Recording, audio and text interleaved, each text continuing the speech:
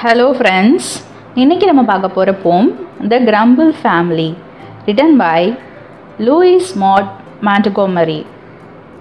The poet gives a vivid picture of neighborhood scenes. Read to know how we should mend our ways. So இதில் poet என்ன சொல்லியிருக்கிறாங்கன்னா உங்கள் பக்கத்து வீட்டுக்காரங்க எப்படியெல்லாம் behave பண்ணுறாங்க அப்படிங்கிறத விவரித்து சொல்லியிருக்கிறாங்களாம். ஸோ நீங்கள் இதை படித்து ஒருவேளை நீங்கள் அப்படி இருந்தீங்க அப்படின்னா உங்களோட வழியை நீங்கள் எப்படி சரி பண்ணிக்கணும் அப்படிங்கிறத நீங்கள் படித்து தெரிஞ்சுக்கோங்க அப்படிங்கிறாங்க. There is a family nobody likes to meet. They live, it is said, on complaining street in the city of never are satisfied, the river of discontent beside. So அங்கே ஒரு குடும்பம் இருக்குது. அந்த குடும்பத்தை யாருமே பார்க்கணுன்னு ஆசைப்பட மாட்டாங்க. அந்த குடும்பம்லாம் எங்கே வசிக்கிறாங்க, அந்த வசிப்பாங்கள்ல அந்த தெரு பேர் என்ன, அவங்க குடும்பம் வசிக்கிற தெரு பேர் என்னென்னா கம்ப்ளைனிங் ஸ்ட்ரீட். அதாவது எதுக்குனாலும் குறை சொல்லிக்கிட்டே இருக்கிற ஒரு பிஹேவியர் தான் கம்ப்ளைனிங். ஸோ குறை சொல்லிக்கிட்டே இருக்கிற தெருவில் தான் அவங்க வசிக்கிறாங்க. அதே மாதிரி அந்த தெரு எங்கே இருக்குன்னா எந்த சிட்டியில் இருக்குன்னா நெவர் ஆர் சாட்டிஸ்ஃபைடு, திருப்திப்படுத்த முடியாத அப்படின்னு ஒரு சிட்டி இருக்குது. அங்கே தான் அந்த ஸ்ட்ரீட் இருக்குது. அந்த ஸ்ட்ரீட்டு கிட்ட அந்த ஸ்ட்ரீட்டில் அந்த சிட்டி இருக்குது. அந்த சிட்டி எங்கே இருக்குது அப்படின்னா the river of discontent beside. இதில் டிஸ்கண்டென்ட் அப்படின்னா எந்த சூழ்நிலையுமே அவங்க வந்துட்டு ஒரு சாட்டிஸ்ஃபை ஆக மாட்டாங்க. எல்லாத்துக்குமே கிட்டத்தட்ட ஒரே மீனிங் தான். ஸோ திருப்திப்படுத்த முடியாத ஒரு ரிவர் இருக்குது. அந்த ரிவருக்கு பின்னாடி அந்த சிட்டி இருக்குது. அந்த சிட்டியில் கம்ப்ளைனிங் ஸ்ட்ரீட்னு ஒரு ஸ்ட்ரீட் இருக்குது. அங்கே தான் அவங்க வசிக்கிறாங்க. அவங்கள யாருமே பார்க்க விரும்ப மாட்டாங்க அப்படின்னு போயிட்டு சொல்கிறாங்க. They growl at that and they growl at this. Whatever comes, there is something amiss. And whether their station be high or humble, they are all known by the name of the grumble. இதில் crawl அப்படிங்கிறது லிட்ரலாக என்ன மீனிங்னா ஊழையிடுறது. அதாவது நாய் ஓநாயெல்லாம் ஊழையிடும்ல அந்த மாதிரி. So இங்கே மனுஷங்க க்ரோல் பண்ணுவாங்கன்னா அப்படின்னு கேட்டால் இல்லை. ஆனால் இவங்க எதை பற்றி சொல்கிறாங்கன்னா அந்த மாதிரி சொல்லுவாங்களா, நாய் மாதிரி கத்தாத நம்ம வீட்டில் சொல்லுவாங்களா அந்த மாதிரி அவங்க கத்துறாங்க. ஸோ அவங்க என்ன பண்ணுவாங்க, எதுக்கு கத்துறாங்கன்னே தெரியாமல் இதுக்கும் கத்துவாங்க அதுக்கும் கத்துவாங்க அப்படின்னு சொல்கிறாங்க. They growl at that and they growl at this. So இதுக்கும் கத்துவாங்க அதுக்கும் கத்துவாங்க. Whatever comes there is something amiss. அவங்கக்கிட்ட எது போனாலுமே அதில் ஏதாவது ஒரு தப்பு கண்டுபிடிப்பாங்க. ஏதாவது ஒரு தப்பு இருக்க தான் செய்யும். And whether their station be high or humble. இதில் ஸ்டேஷன் சொல்லிட்டு என்ன சொல்லலாம்னா லொக்கேஷன். அவங்க லொக்கேஷன் வந்துட்டு மேலே இருக்கோ இல்லை கீழே இருக்கோ. They're all known by the name of grumble. So அவங்கெல்லாம் வந்துட்டு எப்படி மற்றவங்களுக்கு தெரிவாங்க அப்படின்னா கிரம்பிள் அப்படின்னா என்ன அர்த்தம்னா இதே மாதிரி தான், இதே மீனிங் தான். எதுக்கெடுத்தாலும் கத்திக்கிட்டே கம்ப்ளைண்ட் பண்ணிகிட்டே கோவமாக கத்திக்கிட்டே இருக்கிறது தான் கிரம்பிள். ஸோ இவங்கெல்லாம் எப்படி இதெல்லாம் தெரிஞ்சுக்கலாம் அப்படின்னா கோவப்படுறவங்களாம் யாரா அப்படின்னா இவங்கள சொல்லலாம். ஸோ அந்த மாதிரி தான் இவங்களுக்கு தெரிஞ்சுக்கவே முடியும் அப்படிங்கிறாங்க. ஸோ எதுக்கு கத்துறாங்க அதுக்கு கத்துறாங்க, அவங்கக்கிட்ட என்ன போனாலும் அது தப்புங்கிறாங்க. அவங்க எந்த இடத்துல இருக்கிறாங்கன்றதெல்லாம் முக்கியம் இல்லை. கூச்சல் போகிறது யார் அப்படின்னு கேட்டால் அவங்கள தான் சொல்லுவாங்க அப்படிங்கிற மாதிரி சொல்கிறாங்க. The weather is always too hot or cold. Summer and winter alike they scold. Nothing goes right with the folks you meet down on that gloomy complaining street. அதாவது வெதர் வந்துட்டு ரொம்ப ஹாட்டாக இருந்தாலும் ரொம்ப கோல்டாக இருந்தாலும் அங்கே சுச்சுவேஷனில் எப்போயுமே வெதர் எப்படி இருக்குமா, ரொம்ப ஒரு கோடை காலமாக இருக்கும், இல்லைன்னா ரொம்ப ஒரு குளிர்காலமாக இருக்கும். Summer and winter alike they scold. அது எந்த சீசனாக இருந்தாலும் என்ன பண்ணுறாங்க, ஒருத்தவங்க திட்டிக்கிட்டே சண்டை போட்டுக்கிட்டே இருக்காங்க. Nothing gets right with the folks you meet. So அந்த ஃபோக்ஸ் அப்படின்னா மக்கள். ஸோ அவங்கள பார்த்தோம்னா நம்மளுக்கு எதுவுமே சரியாகவே வராது அப்படிங்கிற மாதிரி சொல்கிறாங்க. Down on the gloomy complaining street. So gloomy அப்படின்னா ஒரு மாதிரி மங்கி போன சொல்லுவாங்க. ஸோ அந்த தெருவில் வசிக்கிற மக்களை பார்த்தா எதுவுமே சரியாக இருக்காது அப்படிங்கிறாங்க. ஸோ என்ன சொல்கிறாங்கன்னா இங்கே அது வந்துட்டு கோடைக்காலமாக இருக்கட்டும் குளிர்காலமாக இருக்கட்டும் வெப்பமாக இருக்கட்டும் குளிராக இருக்கட்டும் அவங்க செய்கிறதெல்லாம் என்னென்னா கத்துறது மட்டும்தான். அவங்கள போய் நம்ம பார்த்தோன்னு வச்சுக்கோங்களேன், அந்த தெருவில் வசிக்கிறாங்கல்ல கம்ப்ளைனிங் ஸ்ட்ரீட்டில் வசிக்கிறாங்கல்ல அவங்கள போய் நம்ம பார்த்தோன்னா எதுவுமே விளங்காது அப்படின்னு தான் சொல்கிறாங்க. They growl at the rain and they growl at the sun. In fact, their growling is never done. And if everything pleased them, there isn't a doubt they would growl that they would nothing to grumble about.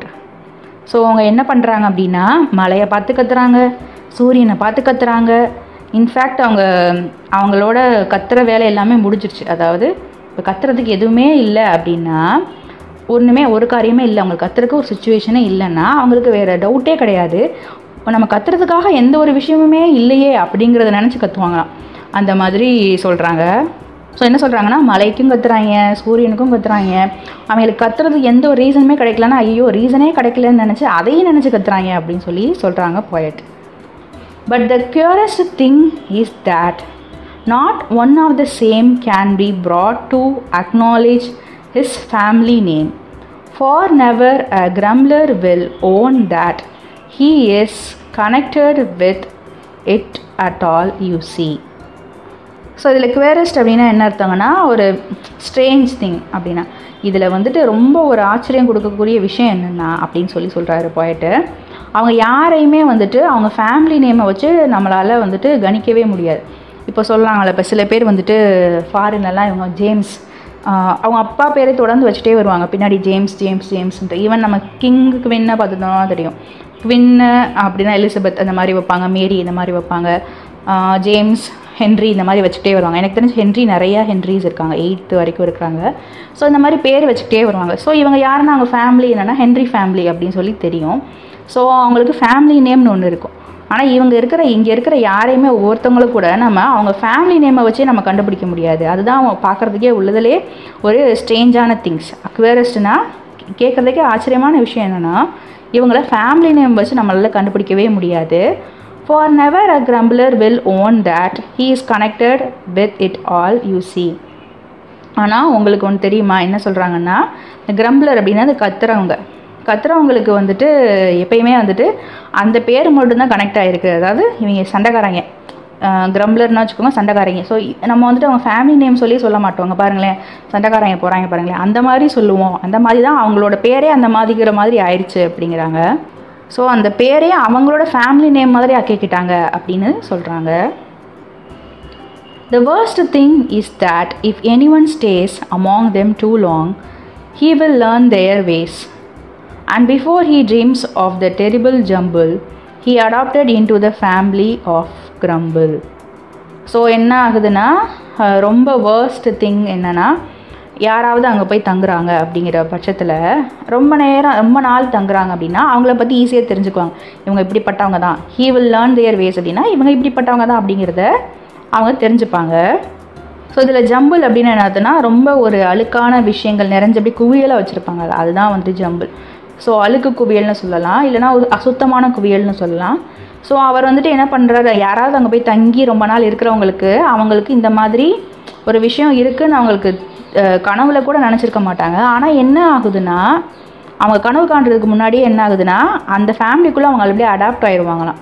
So இங்கே அடாப்டடுன்னா என்ன அர்த்தம்னா, அங்கே போய் இருந்தவங்க என்ன ஆகுதுன்னா அவங்கள மாதிரியே மாறிடுறாங்க அப்படின்னு சொல்கிறாங்க. அதாவது சண்டைக்காரங்களே மாறிடுறாங்க. இப்போ நம்ம ஒரு குடும்பத்துக்கு போனோன்னா அந்த குடும்பம் வந்துட்டு ரொம்ப கைண்டாக இருக்குது, ரொம்ப ஒரு எப்படி சொல்கிறது டெண்டராக இருக்காங்க அப்படின்னா நம்ம என்ன பண்ணுவோம், அந்த மாதிரி நம்மளும் இருக்க ட்ரை பண்ணுவோம். கொஞ்ச நாள் போக அந்த கேரக்டரும் நமக்குள்ளே மாறிடும். ஆனால் இந்த மாதிரி இடத்துல போய் இருந்தால் என்ன ஆகும்னா, இந்த மாதிரி கேரக்டர் தான் வந்துட்டு அவங்களுக்கும் வரும் அப்படிங்கிறாங்க poetess. And so it were wisest to keep our feet from wandering into complaining street, and never to growl whatever we do, lest we be mistaken for grumblers too. So என்ன சொல்கிறாங்க அப்படின்னா, நம்ம வந்துட்டு வைசஸ்னால் நம்ம வந்துட்டு ரொம்ப ஜாக்கிரதையாக இருந்துக்கணும்.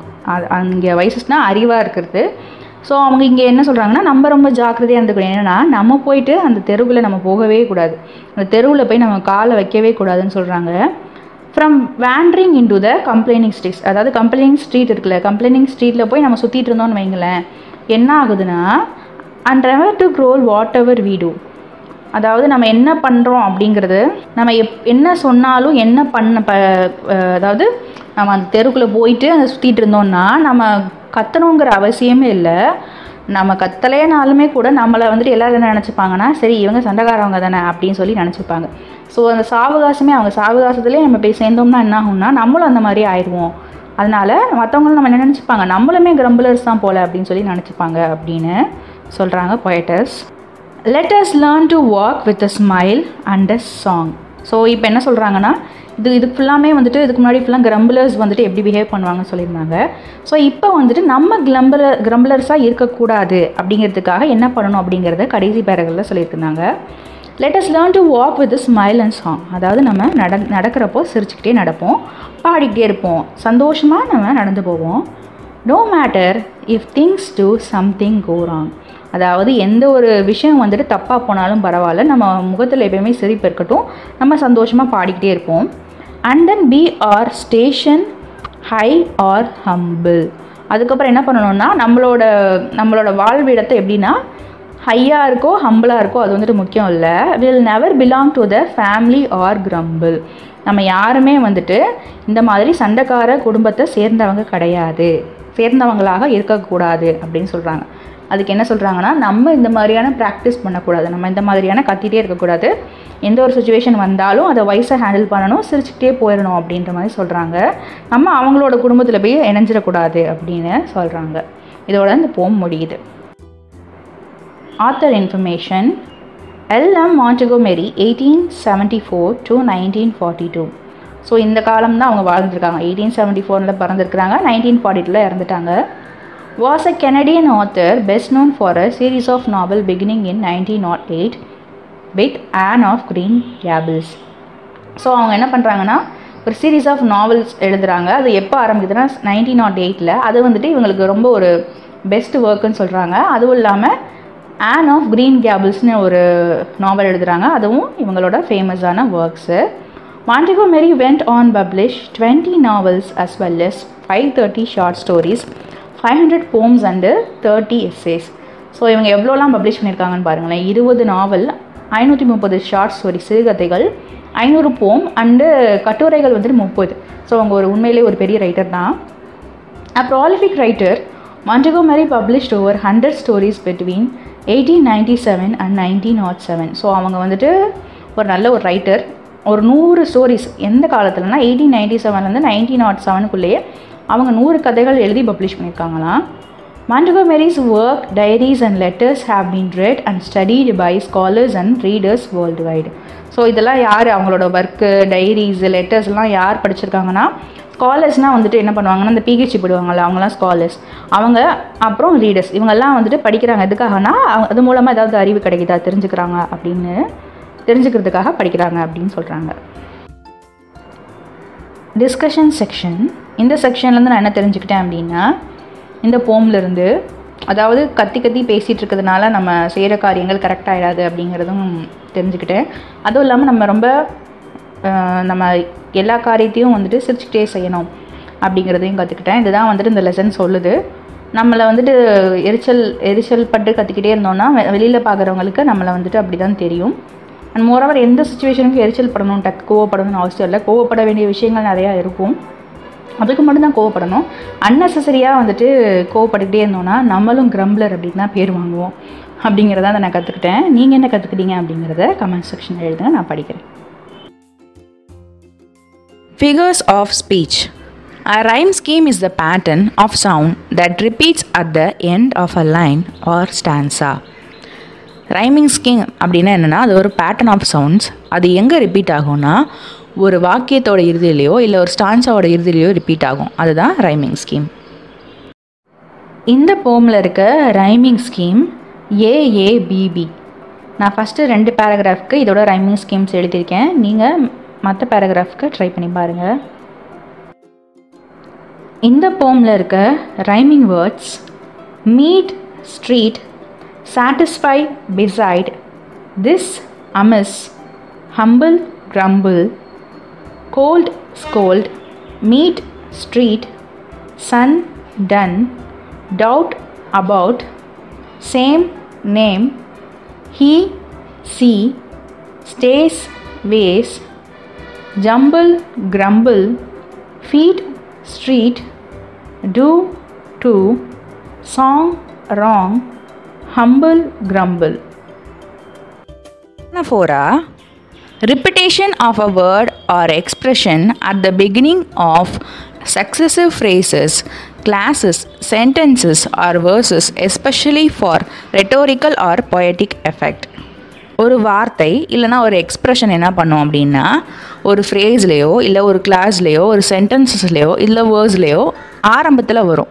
அது எதுக்காக வரும் அப்படின்னா ரெட்டோரிக்கல் எஃபெக்ட், பொயட்டிக்கல் எஃபெக்ட் கொடுக்கறதுக்காக ஒரு ஃப்ரேஸ் இல்லை ஒரு கிளாஸ், ஒரு சென்டென்ஸ் இல்லை ஒரு வேர்ஸ் இது வந்துட்டு திரும்ப திரும்ப ரிப்பீட் ஆச்சு அப்படின்னா அதுதான் ஆனஃபோரா.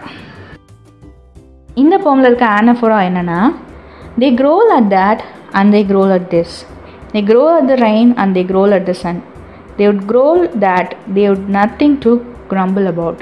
ஸோ இதில் they would growl அப்படிங்கிறது என்னென்னா ரிப்பீட்டடாக வந்துட்டு இந்த பொயட்டிக் எஃபெக்டை எக்ஸ்ட்ரா பண்ணுறதுக்காக அந்த லைன் ஸ்டார்டிங்கில் ரிப்பீட் ஆகிருக்கு. ஸோ இது ஒரு ஆனஃபோரா. Personification, the attribution of a personal nature or human characteristics to something non-human or the representation of an abstract quality in human form. அதாவது பர்சானிஃபிகேஷன் அப்படின்னா என்ன அர்த்தம்னா, இது ஒரு மனிதனுடைய நேச்சரை வந்துட்டு ஒரு ஹியூமனோட கேரக்டரிஸ்டிக் வந்துட்டு ஏதாவது ஒரு நான் ஹியூமன் திங்கோட கம்பேர் பண்ணுவாங்க. ஃபார் எக்ஸாம்பிள் மழை நடக்கிறது அந்த மாதிரி சொல்லுவாங்க, இல்லை வந்துட்டு மேகம் கீழே இறங்கி வருகிறது அப்படின்னு சொல்லுவாங்க. இதெல்லாம் வந்துட்டு ஹியூமன் ஆட்ரிபியூட்ஸ். அந்த ஹியூமன் கேரக்டரிஸ்டிக்ஸை நான் ஹியூமன் திங்ஸோட கம்பேர் பண்ணி சொல்கிறதுனால இது பர்சானிஃபிகேஷன். அப்படி இல்லை அப்படின்னா representation of abstract quality in human form, அதாவது ஹியூமன் ஃபார்மோட ஒரு அப்ஸ்ட்ராக்ட் குவாலிட்டியை வந்துட்டு நமக்கு கம்பேர் பண்ணி சொல்லுவாங்க. அதுதான் வந்துட்டு பர்சானிஃபிகேஷன். இந்த போமில் இருக்க personification they growl at that and they growl at these. இதில் growl அப்படிங்கிறது வந்துட்டு ஊளையிடுறது இல்லை உருமுதல் அந்த மாதிரி சொல்லலாம். டே அப்படின்னா மனுஷங்க. இது வந்துட்டு growl பண்ணுறதுங்கிறது வந்துட்டு ஒரு அனிமலுக்குரிய ஒரு கேரக்டரிஸ்டிக், அந்த மனுஷனோட கம்பேர் பண்ணி சொல்லியிருக்கிறாங்க. ஸோ இது ஒரு personification. Glossary: discontent, dissatisfaction with one's circumstances. Adripti, they are discontent about his arrival. அவரது வருகை குறித்து அவர்கள் அதிருப்தியில் உள்ளனர். Growl, shout like an animal.